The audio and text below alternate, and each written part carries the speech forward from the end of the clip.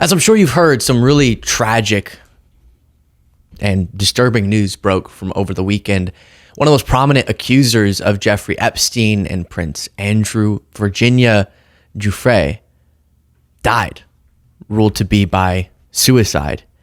And Trump was asked about this. I'll give you that clip here in a second, but the context, as reported on by the New York Times, Virginia Giuffre, voice in Epstein's sex trafficking scandal, dies at 41. She accused Jeffrey Epstein and co-conspirator Ghislaine Maxwell of recruiting her to join their predatory ring. She also sued Prince Andrew for sexual assault, which was settled. Virginia Giuffre, a victim of Jeffrey Epstein's sex trafficking ring, who said she was passed around like a platter of fruit as a teenager to rich and powerful predators, including Prince Andrew of Britain, died on Friday at her farm in Western Australia. She died by suicide, according to a statement by the family. You can imagine, just given this ongoing story, the victims, the powerful people involved, a lot of alternative theories went viral immediately. And there are some really, again, disturbing circumstances. You see why that fuels the, such theories. She was days away from dying. She posted on Instagram after being injured in an automobile crash with a school bus that she said was traveling at nearly 70 miles per hour. In the statement, her family called her a fierce warrior in the fight against sexual abuse and sex trafficking, and the light that lifted so many survivors. It goes through the context of her accusing Epstein and bringing forward the evidence of his horrific abuses, as well as Prince Andrew and then the co-conspirator of Epstein's, Ghislaine Maxwell, who's currently in prison. So Trump was asked about this. Here was his response. Do you have a reaction to Virginia Giuffre's suicide in Australia? Well, it's a very sad situation, the whole thing. That whole situation is very sad, her and others. And so certainly that's a horrible thing. Horrible. Yeah, the last person that you want thoughtful condolences from is Trump, to be honest with you. And there is, Mehdi Hassan said she worked at Mar-a-Lago where Maxwell found her. That is a part of her story. She was working at Mar-a-Lago as a massage assistant. And then that's where Ghislaine Maxwell brought her ultimately into being trafficked and the terrible abuses. But this did remind me of just kind of his lack of an ability to really, you heard the answer. It's horrible and it's horrible and it's bad and that whole world's horrible and there's a lot of stuff. And it's just sort of, It kind of reminded me of whenever Ruth Bader Ginsburg died and his response went very viral for being just bizarre.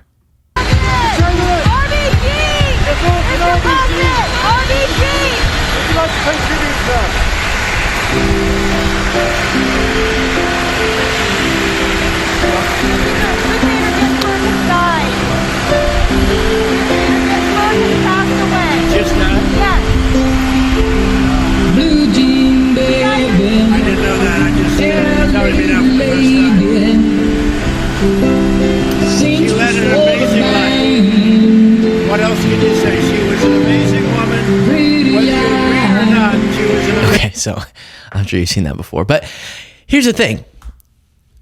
Number one, our heart and condolences go to her family, and it really is heartbreaking and tragic. And she did do something really brave in telling her story. And then the political discourse that's understandably coming out of this is Trump and MAGA said they were a movement that wanted more insight into Epstein's crimes. And that if Trump were able to get in and defeat the deep state, he would release more information. The phrase goes, release the Epstein files, right? But while he's declassified stuff with JFK and RFK and MLK, I think, Epstein still hasn't been touched. And recently he was asked about this. Mr. President, when can we expect the Epstein documents to be released? The rest of them? Which documents? The Epstein files? I don't know. I'll speak to the Attorney General about that. I really don't know. I know that we've done the RFK, the Kennedy, Martin Luther King is out there very shortly, so we'll find out. But we've really announced we're doing them in full transparency. You know, when we did JFK, people were saying, "Oh, maybe it wasn't all." It was. And, you know, in testimony, Virginia did specifically say she didn't believe Trump was involved in these crimes when she was asked directly about him. And so, why shouldn't he want to release more information, right? So I referenced the Mar-a-Lago point. You would think he would have extra sort of anguish just knowing that his property and his old friend Epstein, that's where Virginia's life was just absolutely turned upside down and ruined, and she was violated in so many ways. You would think he would sort of have more to say or more sympathy. But I am specifying that she was asked about him directly and didn't say she had witnessed him participating in criminal behavior. And so it's hard in a moment like this, especially given the circumstances being so strange of this, and a car wreck and then a suicide. And people were bringing up that some time ago, years ago, I guess she had said she wasn't suicidal, but things can change. But why not be more transparent as Trump acted like he was going to be with this? I don't know. Because I showed you, moving on from that topic real quick, some clips from this presser. Let me address a couple others. Here's Trump talking about taxes. Plenty of problems in the world. You know, when I left 4.5 years ago, I left, and I'll tell you what, we didn't have any of these problems. The good news is costs. You're right. It was much worse what you left for Biden last time. Way down. Groceries are down. Eggs are down. Gasoline is way down. It's all coming down. It's all looking good. The tariffs are strong. We're taking in a lot of money from tariffs. We were losing a lot before I got here. We were losing billions of dollars a day, and now we're doing great, and we haven't even kicked in yet. And eventually we'll be reducing taxes very substantially for the people of our country, because the money is so great coming in from tariffs that I'll be able to reduce taxes to a very large extent, and maybe almost completely. He's going to, maybe almost. If you ever hear maybe almost, it's not happening from Trump or really anyone else for that matter. But maybe almost will be removing all the taxes, all of them, because of tariffs. But what are tariffs? Taxes. I mean, it's so, I am going to be lowering taxes because I'm raising them. What? Now, what's really twisted about this? Tariffs are economically understood to be a more regressive tax, meaning that people with less money pay as a percentage of their income a larger portion. They have more of a burden because it becomes a tax on consumer habits. Whereas if you were to get rid of or reduce income taxes, you can progressively structure income taxes much more effectively so that people who have more money can pay more. But if adding what is in effect a sort of sales tax, that's a regressive tax that low-income people are hurt more significantly by, which is probably why he loves it so much. And then he went through that same list. I did a whole segment on this already, but that list of eggs are down, gas is down, groceries, what a beautiful word.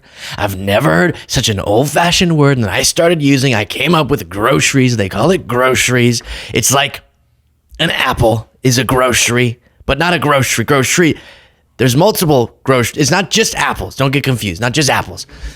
You might remember his fascination with the word groceries, what I'm referencing there. But all three of those statements are just completely bogus.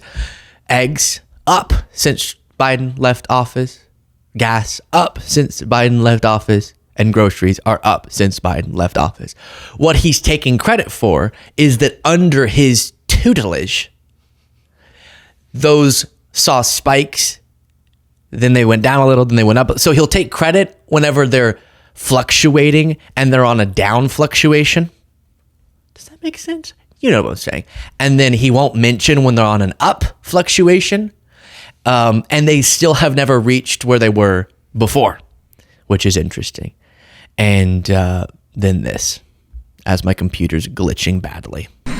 and we're going to make a lot of money, and we're going to cut taxes for the people of this country. It'll take a little while before we do that, but we're going to be cutting taxes, and it's possible we'll do a complete tax cut, because I think the tariffs will be enough to cut all of the income tax. Now, we have a lot of debt that's been left to us, unfortunately, over many years. Right. Left by no one more significantly than Trump.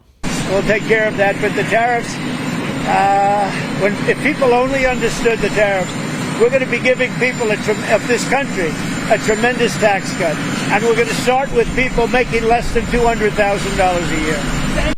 And, we talked about, he's kind of gone back and forth. There's some speculation that the political nightmare of once again passing a wildly regressive tax reform bill that would take money away from low-income people and filter it up to high-income people, that might be just too much political damage on top of the already plummeting approval ratings of Trump, and that it would kill the Republican Party's electoral chances for a very long time. That maybe they won't end up, or maybe they will let the 2017 tax cuts expire for the wealthiest. And I hope they do. And I'll give them on that issue credit if they do. But last time Trump was asked about it, he said, no, we're not going to do that. We will extend the tax cuts for the wealthiest. And Mike Johnson said a similar thing. So I will believe it when I see it. Leave this video there. Let me know your thoughts in the comments. Talk to you in the next video.